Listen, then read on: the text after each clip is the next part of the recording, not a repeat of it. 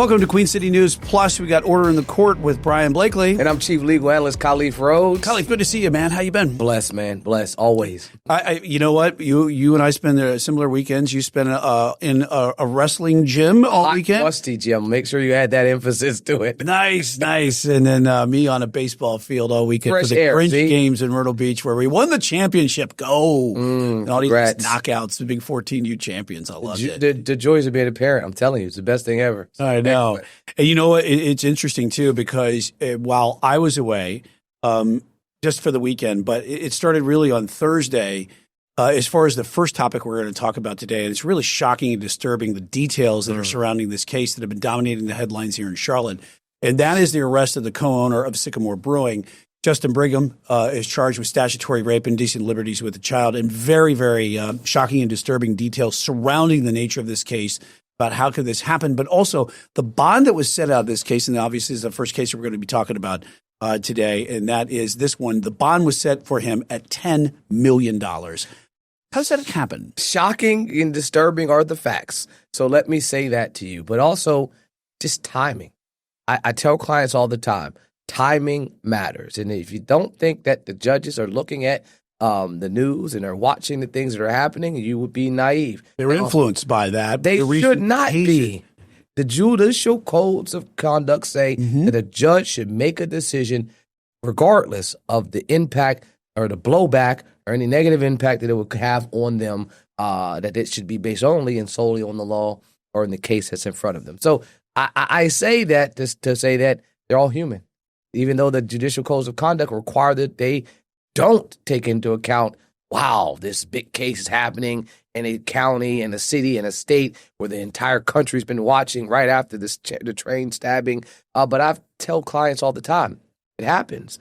And right after the train stabbing, any bond hearing that I had in court, I didn't want to have it because I knew the judges would set outrageously high bonds. Cases maybe the month before, $10,000, we're getting $500,000 bonds. So anything I had on the docket, I was taking it off. I don't want to go to court. I don't want to be in front of any judge at that moment because the eyes of the country was watching. You don't want to come off as a judge that's being soft on crime. So whatever you were doing before, it's double. So you're saying that some of this could be reactionary and punitive in this regard? I wouldn't say punitive. I wouldn't say punitive, but I would definitely say reactionary. The statute in our state, 158533, 158534, that dictate how a judicial official, magistrates, judges, or justices set conditions for release, it says that a judge should look at the likelihood of a person coming back to court, the likelihood of them committing a crime, specifically a new violent crime, right? And so if you look at this individual, I looked up his history. He's had some smaller level type of things in the past, but nothing serious and nothing in it like since 2015, I believe is the last time he had some type of charge at all. So you have this individual that has a really high likelihood of coming back to court. Why? Because he has strong ties to the community. He has a business that's thriving in the community, thriving, before a lot of stuff is happening with the negative impact. But he has, a bar. He has a distribution center. He has a brewery. He has a number of things that would emphasize that, hey, this person isn't going anywhere. But on the same side, you have a person that has means, a person that, because he has income, could likely leave the country and not come back. So the judge is weighing all that, right? But the ultimate question that the judge is asking when they think about this person coming in front of me, it's, do I want to detain him or do I want to release him? Even though we don't have a detention statute in our state, that is the ultimate question. And because he's not charged with a capital offense, not charged with murder, the judge has to set a bond. So because the statute says that a judicial official must, for everything outside of first degree murder, for a murder charge, must set a bond. This judge had to set a bond. So then in the back of his mind, he was answering that question of, do I want to release or do I want to detain? He wanted to detain him. That's why you set a $10 million bond. Because even if a person that has means, that's still going to require them to come up with a significant amount of money to get out of to get out of jail. And then also is going to require them to put significant amount of collateral down. And so even if you have it, it's going to take time to piece that together. And so it's not something where you walk out of court, the bondman goes and writes you a bond for $10 million and you walk right out. I've had a couple folks with $2.7 million bonds. Those are typically for homicides. So it's usually 10%, right? Well, it's 10%, but that's still, when you get in the millions, the insurance company is going to want the bond because the way this bail bond process works, if you go talk to a bail bonds company, they're having a guarantor that insures and underline protects that amount they're covering. And so it's not the bail bondman that has that money. It's the insurance company that's saying, hey, if this person doesn't show up to court, we'll write a check and cover it. And now there'll be consequences for the bail bondsman, i.e. that insurance company will cut them off. But those are the types of things that are out there. So it's multiple parties that are involved. But the insurance company is going to require collateral, and you're going to have to check the collateral, ensure that collateral has, equity in it. Most of the time, that collateral is going to be a home. So if you're putting up land, you're going to want to make sure, well, how much equity is in this land? You say it's worth $1 million, but you still owe $800,000, so that's only worth $200,000. Those are the types of things that are happening in the background. But what I can tell you is I don't think it was punitive, but I definitely think it's reactionary. And I could tell you that I have clients right now that are sitting at home with these exact same type of charges, statutory rape, that are not sitting there with a $10 million bond, that are not sitting in jail, that got out, that bonded out, that are $100,000, $200,000, so they went and paid their 10% and walked out. This was a clear message that, this crime is something where the nature of the crime, the weight of the evidence, they believe that that's consistent with the statute, that's overwhelming, and I want to detain you, not release you. Is there a framework or some sort of legal code that they have to go by, a law or whatever, on what bonds are set? Because I thought that's the way they were. Or is it there is some sort of subjectivity to it that the judge has to go ahead and set that bond at whatever they want? Absolutely, in judicial discretion. The judge is within their right to set conditions for release, whatever manner they want. So first you start with unsecured, secured, written promise to appear, released to a third party. If you in our statute says that the judge must use the least restrictive means to ensure that the person can come to court. So if you don't think that the person is going to come to court by unsecured, you don't think it's a written promise to appear, then now you're saying I'm going to go secured. So then when you get to that analysis, there are about 11 factors that a judge will have to think of and go through when determining if they're going to set a bond. And all of them are weighted differently, and it doesn't give any guidance on how much weight you should give one and how much weight you should give another. So the one that says weight of the evidence and nature of the charges, when I'm in a court and I'm arguing, most of the time the judges are heavily weighing on weight of the evidence and nature of the charge. And so I know that, and I'm going to argue that. Hey, I know, Your Honor, you're considering the weight of the evidence and nature of the charge. I know the prosecutor's saying the same thing. But I also want you to look at their strong ties to the community, that they have no history of failing to appear, that they actually have no other criminal history. Those are the types of things I'm harping on. I'm trying to convey to the judge, this is why you should let them out for this lowered amount. But I can say that if I'm just doing a compare and contrast, Brian, if this was 2-3 months ago, maybe $500,000. Maybe $500,000. High. I think that would be high at the time. Mm-hmm. And then I don't think you could put a number on safety. That's the first thing. The nature of this charges are graphic. They're horrific. Being in the allegations of being in a bedroom of a young child, completely naked. The parents have to walk in and see that. Had been contacting with a 13-year-old prior. Via text messages. Those are all like the things where you're saying, I believe, the judge is saying, I believe this person is a risk to the society. And because I believe they're a risk, I want to ensure that they don't come out. And since then, the brewing company that he founded he is not the owner anymore. He's relinquished his ownership rights over. His wife has distanced themselves. They've tried to come out to do the PR spin and whatever to understand exactly, because obviously that his family, the Brigham family, is going through a lot of emotional turmoil right now, to say the least, and what will happen going forward with the business. But the business is also the Charlotte area bars. They are trying to condemn this brewery and the co-owner's arrest. They are, not selling the product anymore. This is an example of cancel culture where I think it goes wrong sometimes, where you're attempting to connect and diminish the business and not able to separate the person. Let's be clear. Yes, this individual is alleged to have done some horrific things, but this business employs people in our community that today we're waking up and are hoping they have a job tomorrow. That's the part that I don't want folks to recognize and skip over. That, you know what? Yeah, I can condemn him and I can say boycott and don't buy their product. But now you're saying you're okay with the 100+ employees that they have maybe not having a job tomorrow, going into Christmas because of the actions of one person. I think you can not throw out the baby with the bathwater, that you can still condemn the person, but not toss the product and ensure that None of the proceeds from the product go to his legal defense. I think there is a way that a number of those things could happen. But right now, people are set on saying, if we're going to cancel him, we're canceling the whole business. And I think the wife is attempting to salvage it as much as she can, and they're doing the PR approach. But in the court of public opinion, I think he's already convicted. Yeah.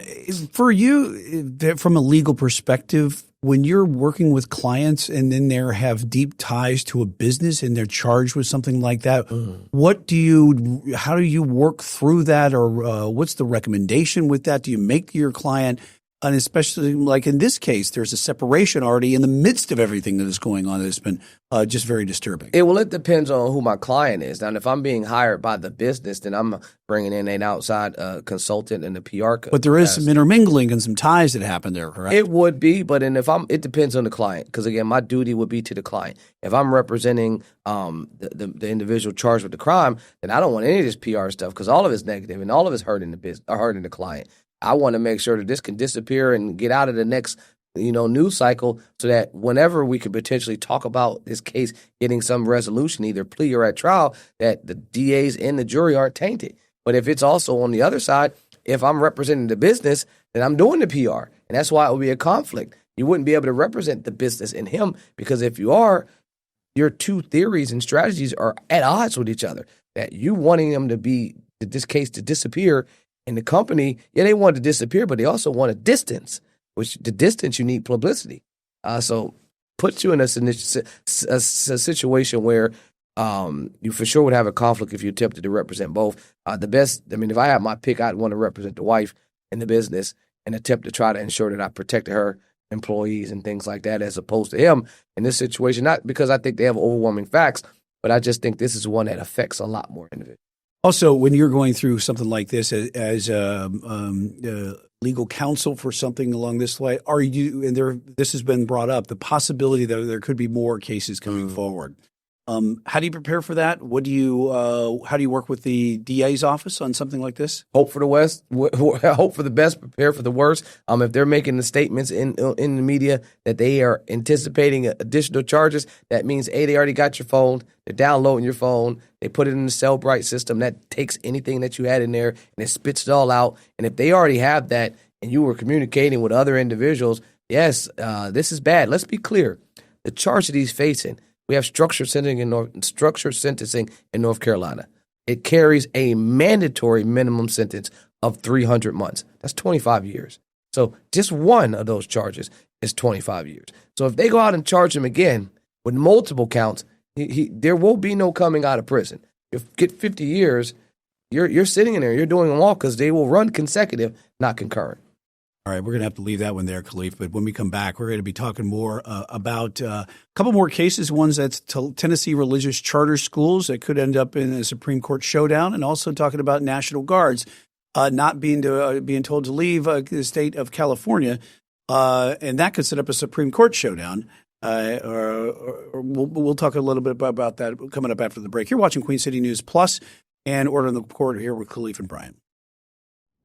And welcome back to Queen City News Plus. You got Order in the Court with Khalif and Brian as we are going to our second topic today. Khalif, that is on a Tennessee religious charter school fight that could end up teeing up a Supreme Court showdown. And basically what it is, the lawsuit that was recently filed by in Tennessee to challenge a state law that bans religious charter schools after the state attorney general had issued a legal opinion in favor of such institutions, which opponents argue flagrantly violate the separation of church and state. Yeah, this is a case that is going to be what's called a second bite at the apple. So last year, or earlier this year, I should say, Oklahoma had a case similar to this, and it was a 4-4 decision. And you may be saying at home, hey, there's 9 justices. Why do we have a 4-4 decision? Well, Justice Amy Coney Barrett, she had to recuse herself from that case because she had a connection to it. So now what do we get? Tennessee pops up and has this exact same issue, and now the court is biting at the bit to try to get this case in front of it.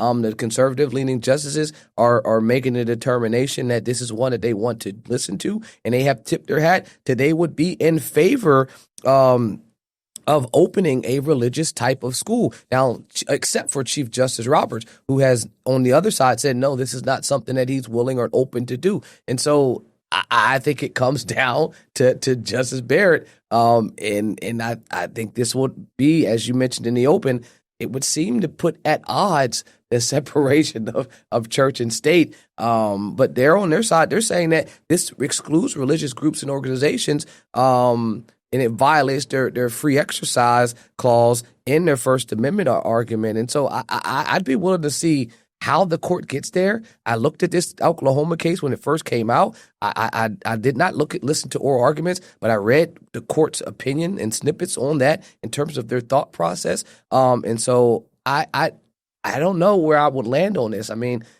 again, because Barrett was silent on the issue, but I think historically how she's spoken about this issue would mean that it would be 5-4 in favor of a religious school having the ability to open and use public dollars to do it. What's the timeline on looking at something like this?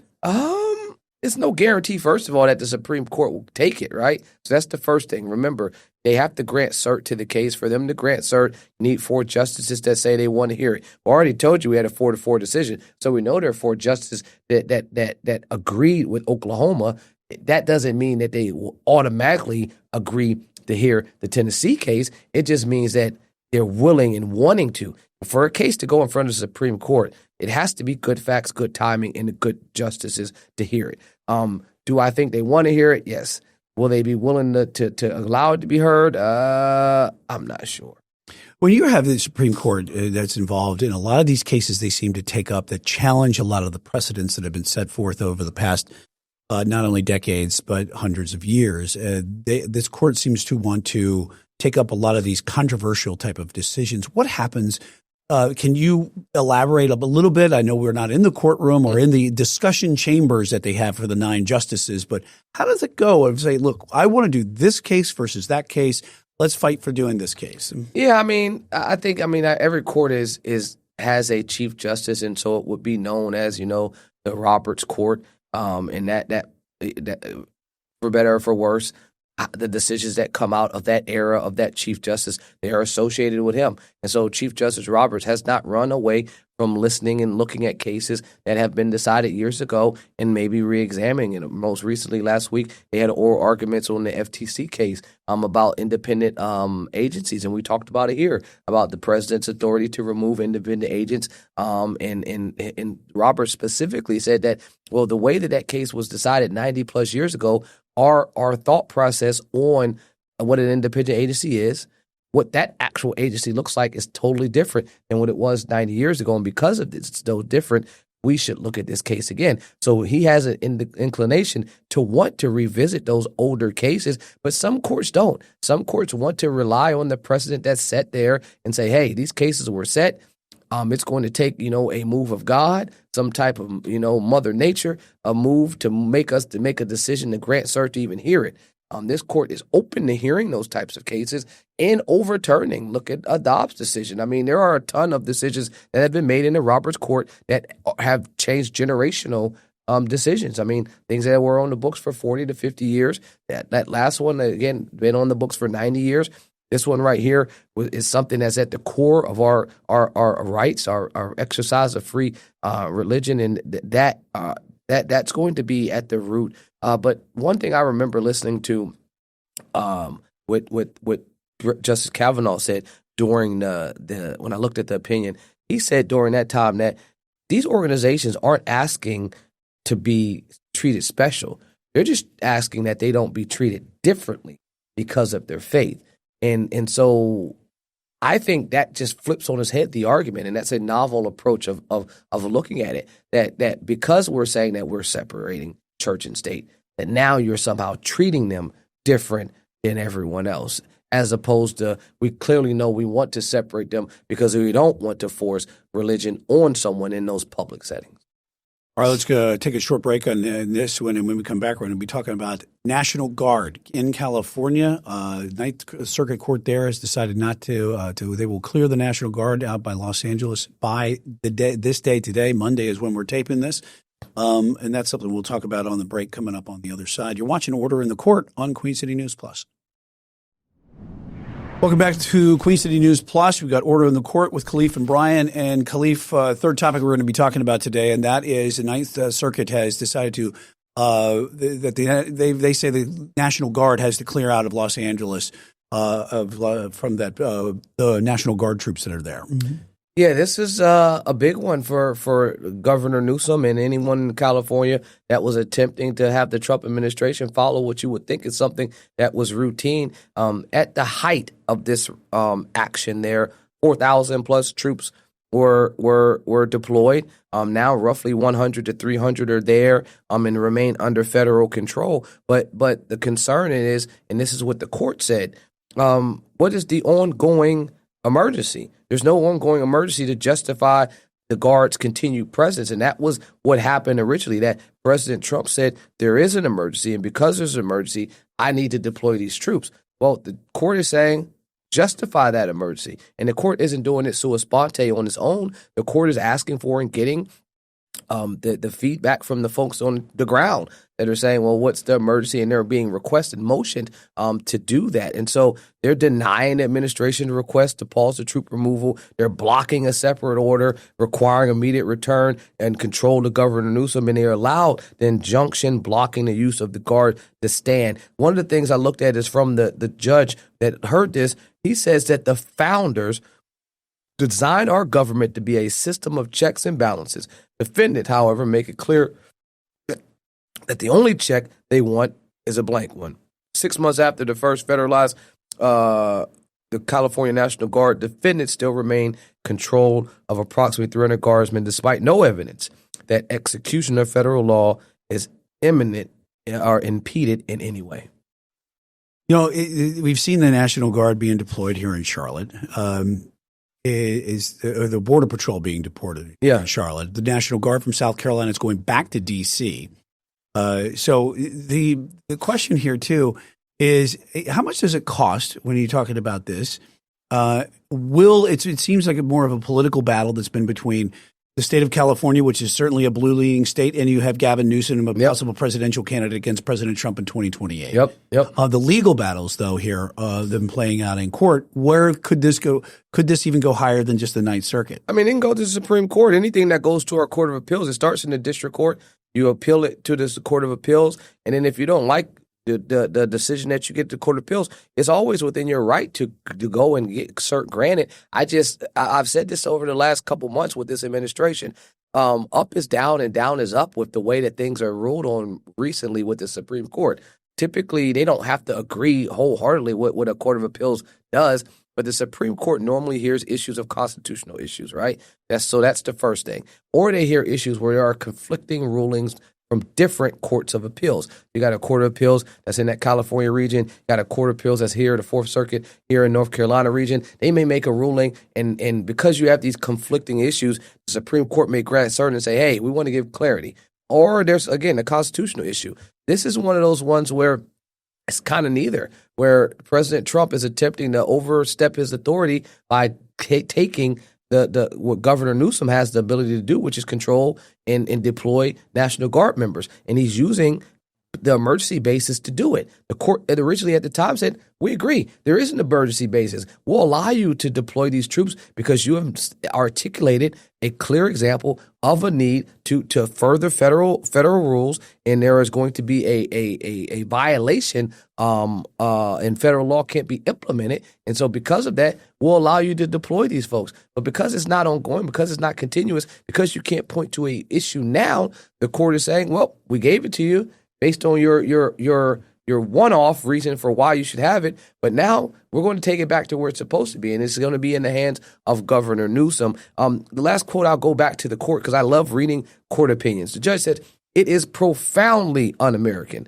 to suggest that people peacefully protesting and exercising their fundamental right to protest constitute a risk justifying the federalization of military forces. So what the judge is saying is, even though the lower court understood and granted you this, their understanding of why they granted you this, because you said these folks are protesting, was enough to say that now for some reason that federal law is being is being impeded. That the judge said, no, it's in our Constitution. It's un-American to stop these folks from protesting peacefully, and to do anything other than that would be un-American.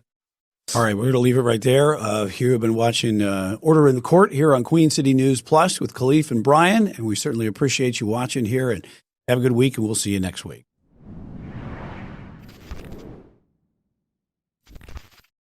Queen City News Plus. Just search Queen City News on your smart TV's app store.